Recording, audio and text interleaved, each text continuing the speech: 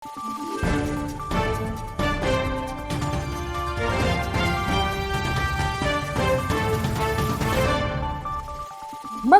araw, Pilipinas! Ito ang Valiente News hatid sa inyo ng Office of the Vice President. Naglunsad ng malawakang relief operations sa Cebu Province ang OVP Cebu, Bohol and Siquijor Satellite Office kasunod ng pananalasa ng Bagyong Tino. Si Brian Latasa sa report. Patuloy na sinisikap ngayon ng mga taga Cebu Province na makabangon mula sa hinagpis at bangungot na iniwan ng Bagyong Tino noong Nobyembre. Kasunod ng trahedya, agad na naglunsad ng malawakang relief operations ang OVP Cebu, Bohol and Siquijor Satellite Office sa iba't ibang bahagi ng Cebu, kabilang na sa Barangay Binaliw, Cebu City. Umabot sa 200 residente ang pinagkalooban ng relief boxes na naglalaman ng bigas at canned goods. Isa sa mga nakilala namin si Nanay Ninita. Kuwento niya, tinangay ng tubig baha ang kanilang ipinatayong bahay. Wala, si Kugilak sir, pala nag-adlaw.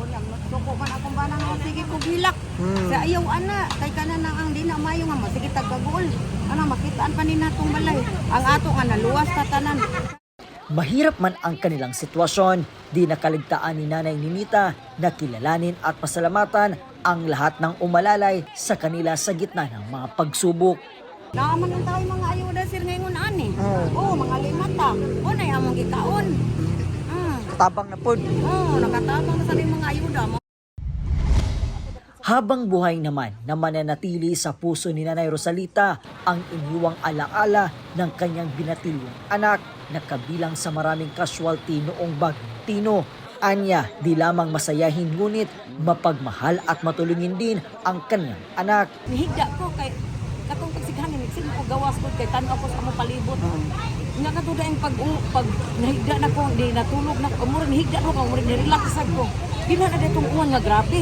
Mura nakatagpilaw ko, mga alas 3 pasado na, inubuto sa mong atot. Di po to ni gawas ko nagdakog ispat sa pagtanaw ko atot. Grabe naman, di ana naman dapita. Kung anak istanan, parang ang riprap din ha. Di mo to akong gipuka kung pag-umanggod sa luyo sa akong kwarto. Ito pag yung gagay ni bangon, dan gipukaw to na po akong anak na naanod. Dayon kanina siya mga akong gikuan. Anak ko man ni ako ang gipukaw nga bangon mo kapitin na ako as tubig. Hangad ng tanggapan ng pangalawang Pangulo ang tuluyang pagbangon ng Cebu Province mula sa iniwang pinsala ng mga nagdaang bagyo sa bansa. Mula po dito sa Cebu City, ako po si Brian Latasa, ang lahat para sa Diyos, bayan at pamilyang Pilipino. Valiente News. 200 pamilya sa bayan ng Compostela, Cebu na kabilang sa libo-libong Pilipino na nasalanta ng Bagyong Tino, inalalayan ng OVP Cebu, Bohol and Siquijor Satellite Office. Ako si Claudette Loreto para sa makabuluhan, naninindigan at matapang na mga ulat at impormasyon. Maraming salamat.